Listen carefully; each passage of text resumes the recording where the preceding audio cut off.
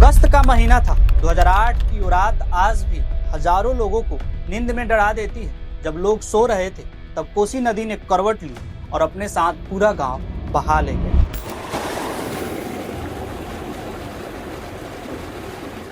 हर second 1,30,000 cusec पानी गांव में घुसा। खेत, घर, इंसान, जानवर सब कुछ बहा ले गया।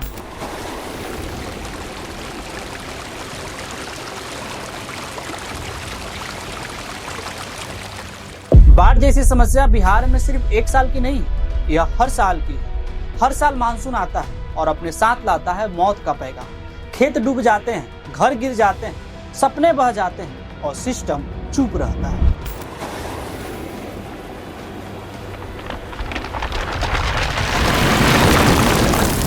चाहे अगर बात हो आजादी की पहले की या फिर उसके बाद की, बाढ़ जैसी भयानक समस्या आज भी बिहार के लिए सरदर्द बना हुआ है। साल बदल जा रही है, तारीखें बदल जा रहे हैं, लेकिन मौत और तबाही का मंजर यूं ही हर साल बढ़ते जा रहा है। 1961 की बाढ़ में 551 लोगों की मौत हो गई। 1987 में 1116 लोग मारे गए। 2007 में 1287 और 2008 में 626 लोग कोसी नदी की लहरों में बढ़ गए और यह मौत की सिलसिला आज भी यूं ही जारी है। तो दोस्तों, आज की इस वीडियो में हम जानेंगे कि क्या बाढ़ बिहार के लिए एक प्राकृतिक आपदा है या फिर यह बिहारियों के नसीब में है या सरकार की विफलताओं का कारण। अगर आप इस चैनल पर नए हैं तो इस चैनल को सब्सक्राइब करिए, क्योंकि आपका एक छोटा सा एफर्ट हमें बहुत इंस्पायर करेगा बिहार की समस्याओं को आपके तक पहुंचाने में। तो चलिए वीडियो को शुरू करते हैं। बिहार में बाढ़ ये सिर्फ एक आपदा नहीं है, यह एक ऐसा इतिहास है जो खुद को दोहराता है। लोगों की जिंदगियां डुबोकर, सपनों बहाकर और सरकार की असफलताओं को उजागर कर। भारत में जो बाढ़ आता है उसका 17% हिस्सा सिर्फ बिहार में है और उत्तर बिहार की 76% आबादी हर साल बाढ़ से प्रभावित होती है। 1953 से लेकर 2025 तक हर दशक, हर साल बाढ़ की खतरा बढ़ते रही, लेकिन इंसान सिर्फ गिनती करते रहा। कभी सरकार ने तटबंध बनाए तो कभी राहत कैंप लगाए, लेकिन बाढ़ वहीं का वहीं रहा और आम जनता हर बार बाढ़ में डूबती रही। लेकिन ये बर्बादी आज की नहीं है, इसकी जड़ें उस इतिहास में छुपी है जहां पहली बार कोसी नदी उफनी थी। जब अंग्रेजों ने रिपोर्ट में लिखा था कि इस नदी को बांध पाना लगभग नामुमकिन है। तो चलिए जानते हैं बिहार में बाढ़ का वो इतिहास जो न कभी रुका न कभी थमा, बस बहता चला गया। आजादी के तुरंत बाद 1954 में बिहार ने पहली बार बड़ी बाढ़ झेली। इस तबाही से 77 लाख लोग बुरी तरह प्रभावित हुए एवं 63 लोगों की जान चली गई। और इसी साल भारत सरकार द्वारा फ्लड कंट्रोल पॉलिसी, बाढ़ नियंत्रण नीति की शुरुआत किया गया। फिर साल 1961 में बिहार को भीषण बाढ़ ने झकझोर दिया। इस बाढ़ से 47 लाख लोग प्रभावित हुए और 551 लोगों की जान चली गई। 1970 से 1980 के बीच में बिहार में बाढ़ का असर थोड़ा बहुत रहा, लेकिन फिर आया 1987, जिसे बिहार की अब तक की विनाशकारी बाढ़ों में गिना जाता है और जिसकी कहानी हम अपने बुजुर्गों से सुनते हैं। इस तबाही में लगभग 1116 लोग मारे गए, 4116 पशुओं की मौत हुई और 1,30,54,084 लोग प्रभावित हुए। 1987 की बाढ़ ने न केवल उत्तर बिहार की धरती बल्कि वहां की अर्थव्यवस्था, गांव, किसान, मजदूर और आम लोगों को एक गहरा जख्म दिया। आज भी जब कभी बिहार में बाढ़ की बात होती है तो सबसे पहले 1987 की विनाशकारी बाढ़ लोगों के मन में डर और एक जख्म के रूप में याद आती है। फिर 2007 में बिहार में आई बाढ़ को हाल के इतिहास के सबसे गंभीर बाढ़ों में से एक माना जाता है। यह बाढ़ 2007 में अपना विकराल रूप धारण कर लिया, जब बागमती, कमला और बूढ़ी गंडक जैसे नदियों के तटबंध टूट गए। इस बाढ़ ने 1287 लोगों की जान ले लिया और इसके चपेट में 2,40,00,000 लोग आए थे। फिर इसके बाद यानी 2008 में आई कोसी त्रासदी। यह बाढ़ बिहार के इतिहास की सबसे भयंकर और विनाशकारी बाढ़ों में से एक थी। 8 अगस्त 2008 को कोसी नदी ने नेपाल के कुसाहा, सप्तरी जिले में अपना पूर्वी बांध तोड़ दिया। यह बांध टूटने के कारण नदी ने अपना पुराना रास्ता छोड़ दिया और नया रास्ता अपनाकर 15 से 20 किलोमीटर चौड़ा और 150 किलोमीटर लंबा क्षेत्र को जलमग्न कर दिया, जिसके परिणाम स्वरूप नेपाल और खासकर उत्तर बिहार के कई हिस्से पूरी तरह से बाढ़ से प्रभावित हो गए। 70 साल बीत गए, योजनाएं बनी, तटबंध बने, घोषणाएं हुई, लेकिन बिहार हर साल उसी पानी में डूबता रहा। इतिहास भी यही कहता है कि हमने कभी बाढ़ को रोका नहीं, बस बाढ़ आने के बाद बचने की कोशिश की। अब वक्त है कि हम इतिहास से सीखें, वरना भविष्य हर साल यूं ही दोहराता रहेगा। हमने बिहार में बाढ़ के इतिहास को समझ लिया, अब आखिर इसकी वजह क्या है? क्या सच में सिर्फ नदियां जिम्मेदार हैं, या फिर सियासत, सिस्टम, या हमारी तैयारियों में कोई गहरी कमी है? हर साल जब मानसून आता है बिहार डूबने लगता है, लेकिन सवाल ये है, आखिर इस तबाही का कारण क्या है? जवाब साफ है, नेपाल से आने वाली नदियां। बिहार भारत के सबसे ज्यादा बाढ़ प्रभावित वाला राज्य है, खासकर उत्तर बिहार जो सीधे नेपाल की सीमा से सटा हुआ है। यहाँ की जमीन समतल है और यही वजह है कि नेपाल की पहाड़ियों से आने वाली नदियां यहाँ आकर तबाही मचाती हैं। अब समझते हैं उन नदियों को जो नेपाल से निकलती है और बिहार को हर साल बाढ़ में डुबो देती है। गंडक नदी, यह नदी नेपाल के मुस्तांग क्षेत्र नेभाइन हिमालय ग्लेशियर से निकलती है। नेपाल में इसे काली गंडक कहा जाता है। भारत में प्रवेश करने के बाद यह उत्तर प्रदेश और बिहार की सीमा पर बहती है, फिर पटना के पास गंगा नदी में मिल जाती है।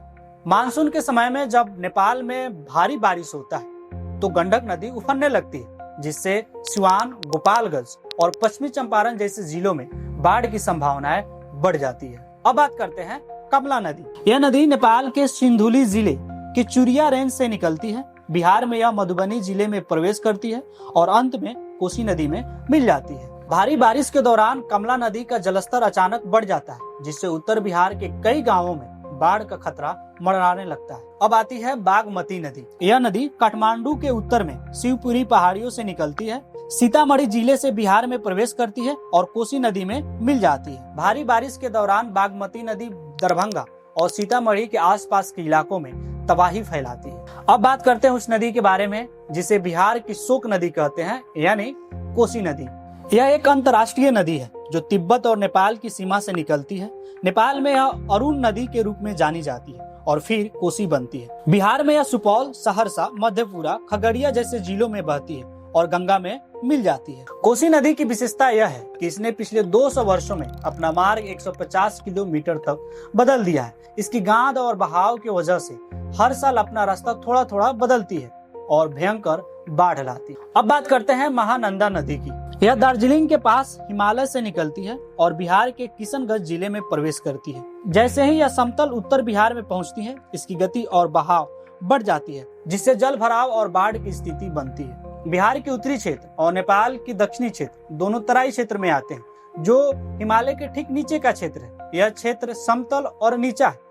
जब नेपाल में ज्यादा बारिश होता है तो पानी प्राकृतिक रूप से बिहार की तरफ बहता है। ये सारी नदियां कमला, बागमती, गंडक, कोसी, महानंदा भारी मात्रा में पानी और गांध लेकर बिहार की तरफ बहती है। चूंकि जमीन समतल है तो पानी जल्दी निकल नहीं पाता, जिससे बाढ़ की स्थिति बिहार में लंबे समय तक रहती है। बिहार एक ऐसा राज्य है जिसकी अर्थव्यवस्था मुख्य रूप से कृषि पर आधारित है। राज्य की कुल 73% आबादी प्रत्यक्ष या अप्रत्यक्ष रूप से कृषि कार्यों पर निर्भर करता है, परंतु बार बार आने वाली बाढ़ें इस कृषि व्यवस्था पर गंभीर असर डालती है और राज्य की आर्थिक प्रगति को भी प्रभावित करती है। बाढ़ के कारण खेतों में पानी भर जाता है, मिट्टी की उपजाऊ परतें बह जाती है और भारी मात्रा में सिल्ट जमा होने के कारण जमीनें कई वर्षों तक बंजर पड़ जाती है। जब बाढ़ से खेत बर्बाद होता है तो किसान और कृषि मजदूर दोनों बेरोजगार हो जाते हैं और पलायन करने पर मजबूर हो जाते हैं। छोटे किसान जो पहले से कर्ज लिए होते हैं वो कर्ज नहीं चुका पाते हैं, जिससे उनकी आर्थिक संकट और बढ़ जाती है। NSDP net state domestic product में लगभग 29% का योगदान देती है, लेकिन बाढ़ के कारण यह योगदान घट जाता है। कच्चे माल की कमी, बिजली, मजदूरों की संकट और यातायात में रुकावट के कारण उत्पादन रुक जाता है। बाढ़ सिर्फ खेत नहीं बहाती, यह बहा ले जाती है स्कूल, अस्पताल, पानी, सड़कें, पावर सप्लाई और यहाँ तक कि पुल ढह जाते हैं। बिहार में हर साल आने वाली बाढ़ केवल जीवन, कृषि और संपत्ति को ही नहीं बल्कि मानव स्वास्थ्य को एक गंभीर चोट पहुंचाती है। राहत शिविरों और बाढ़ प्रभावित इलाकों में तत्काल संकट सबसे ज्यादा साफ पानी का होता है। हजारों लोग बिना पर्याप्त पानी के कई दिन गुजारते हैं और जो उन्हें पानी पीने को मिलता है या तो वह साफ नहीं होता या फिर अनहेल्दी होता है। बाढ़ के बाद राहत शिविरों में रहने वाले लोगों को मानसिक तनाव, चिंता और उदासी घेर लेती है। घर और रोजगार खोने से लोग डरे होते हैं, जिससे PTSD, post traumatic stress disorder जैसी मानसिक परेशानियां हो सकती है। खासकर महिलाएं और बच्चों को मुश्किल होती है क्योंकि टॉयलेट जैसी बुनियादी सुविधा कम होती है, भीड़ होता है, माहौल असुरक्षित होता है, जिससे उनकी डर और चिंता और बढ़ जाती है। बिहार में बाढ़ सिर्फ एक मौसमी आपदा नहीं है, बल्कि यह एक धीमा, जहरीला आर्थिक हमला है जो बिहार के लाखों लोगों की रोजी, जिंदगी और जमीन को निगल जाता है। जब भी बिहार में बाढ़ आती है तो उसे प्राकृतिक आपदा कहकर टाल दिया जाता है, लेकिन क्या यह सच में एक प्राकृतिक आपदा है? नहीं। अब इस ग्राफ को देखिए, यह साफ दिखाता है कि बीते कुछ दशकों में बाढ़ से होने वाला नुकसान लगातार बढ़ते गया है। खासकर 2000 के बाद से स्थिति और भी गंभीर हो गई है। 2008, 2010, 2013 और फिर 2017 जैसे सालों में 20,000 से 60,000 करोड़ रुपए तक का नुकसान हुआ है। इन आंकड़ों से साफ पता चलता है कि बाढ़ का कहर अब सिर्फ खेतों और गांवों तक सीमित नहीं रहा। शहरों, बिजली, स्कूल, अस्पताल, बुनियादी ढांचों पर भी इसका असर पड़ता है। बिहार सरकार ने अब तक 3465 किलोमीटर से ज्यादा तटबंध बनाए हैं। मकसद था नदियों को नियंत्रित करना, लेकिन नतीजा बाढ़ से प्रभावित क्षेत्र 1954 में जहां 25 लाख हेक्टेयर था, वहीं 2016 तक यह बढ़कर 72.95 लाख हेक्टेयर हो गया है। तटबंध नदियों को सांस लेने की जगह नहीं देती। हर साल बाढ़ की वजह से जो सिल्ट नदियों में जमा होता है तटबंध के अंदर फंसा रहता है, जिससे धीरे धीरे नदी की तलहटी ऊपर उठती जाती है और जब ज्यादा बारिश होता है तो नदी अपना रास्ता तोड़ देती है, जैसे कोसी नदी ने 2008 में किया था। हिमालय में ग्लेशियर तेजी से पिघल रहे हैं, जिससे नई झीलें बन रही है। ये झीलें अक्सर मलबे और मिट्टी के दीवारों से घिरे होते हैं जो बेहद कमजोर होते हैं। लगभग 24 झीलें ऐसी हैं जो कभी भी टूट सकती है। जब ये टूटती है तो अचानक पानी और सिल्ट का ज्वार नीचे मैदानों की ओर दौड़ता है, जिससे भीषण बाढ़ आती है। नेपाल और बिहार के सीमा वाले क्षेत्रों में वनों की कटाई तेजी से हुई है, जिससे मिट्टी के कटाव बढ़ जाता है, पानी जल्दी बह जाता है और नदियों में सिल्ट ज्यादा आता है। कोसी और उसकी सहायक नदियां हर साल 114 करोड़ घन मीटर सिल्ट लेकर आती है। बाढ़ की तबाही सिर्फ गाँवों में नहीं, अब शहरों में भी देखी जाती है। क्यों? क्योंकि शहरों का हाल अब वैसा ही होते जा रहा है। इसका सबसे बड़ा कारण है कचरा और प्लास्टिक से जाम हुआ ड्रेनेज सिस्टम, जिसकी न तो समय पर सफाई होती है और न ही उसकी क्षमता बढ़ाई जाती है। और सबसे बड़ा अपराध, बिना किसी प्लानिंग के फैलते शहर का विस्तार हो रहा है, लेकिन बिना किसी मास्टर प्लान के, बिना किसी जल निकासी व्यवस्था के, बिना किसी रेन वाटर हार्वेस्टिंग की।